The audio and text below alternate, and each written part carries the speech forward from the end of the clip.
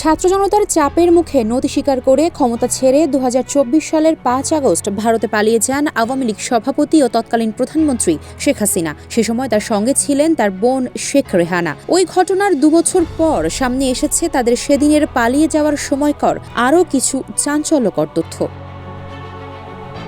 জানা গেছে, ক্ষমতাচ্যুত প্রধানমন্ত্রী শেখ হাসিনা ও তার বোন ভারতে যাওয়ার ফ্লাইটে সালমান এফ রহমানকে সঙ্গে নিতে চেয়েছিলেন, কিন্তু প্রভাবশালী ব্যবসায়ী ও শীর্ষ এই সহযোগী শেষ মুহূর্তে রওনা হওয়ার সুযোগটি হাতছাড়া করেন।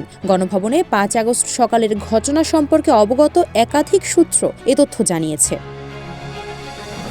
৫ আগস্ট সকালে গণভবনে উপস্থিত এক কর্মকর্তা বলেন, হাসিনা ও তার বোনকে বহনকারী গাড়িবহর যখন বিমানবন্দরের উদ্দেশ্যে গণভবন ছাড়ে, তখন তারা ভারতের ফ্লাইটে কেবল কয়েকজন গুরুত্বপূর্ণ ব্যক্তিকে সঙ্গে নিতে চেয়েছিলেন। ওই কর্মকর্তা আরও বলেন, তারা তাদের প্রধান সহযোগীদের ফোন করে বিমানবন্দরে তাদের সঙ্গে যোগ দিতে বলেন। তাদের মধ্যে অবসরপ্রাপ্ত মেজর জেনারেল তারিক আহমেদ সিদ্দিক এবং সালমান এফ রহমানও ছিলেন। সালমানকে বেশ কয়েকবার ফোন করা হয়েছিল, কিন্তু তিনি শেষ পর্যন্ত পৌঁছাতে পারেননি।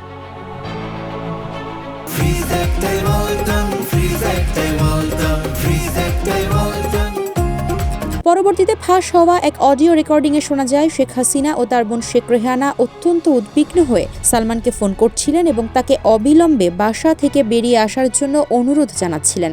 ভাইয়া, হ্যাঁ ভাই, সালাম। আপনি কই? আমি আমার বাসায়। থাকেন না, এক সেকেন্ডও দেরি করেন না। You should leave immediately.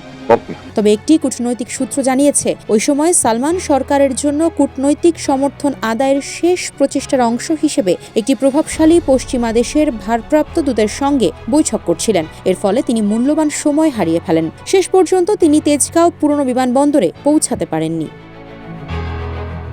যদিও হযরত শাহজালাল আন্তর্জাতিক বিমানবন্দরে তার জন্য একটি ব্যক্তিগত উড়োজাহাজ প্রস্তুত ছিল, কিন্তু বিমানবন্দরের সীমানার কাছে সেনাবাহিনীর ব্যারিকেড ভেঙে হাজার হাজার বিক্ষোভকারী ঢুকে পড়ায় সেখানে পৌঁছানো তার পক্ষে অসম্ভব হয়ে পড়ে। শেষ পর্যন্ত শেখ হাসিনা ও তার বোন শেখ রেহানা পুরনো বিমানবন্দরে তার জন্য অপেক্ষা করেননি। এ প্রসঙ্গে একটি প্রতিবেদন প্রকাশ করেছে ইংরেজি ভাষার নিউজ পোর্টাল ডেইলি ওয়াদা।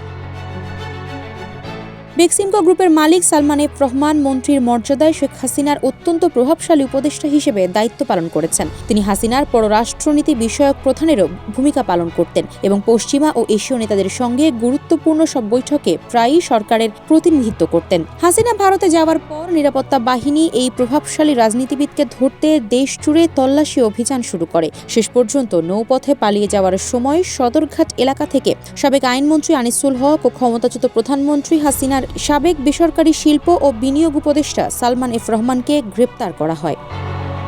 আফসারা নাজ, নিউজ ডেস্ক, ইত্তেফাক।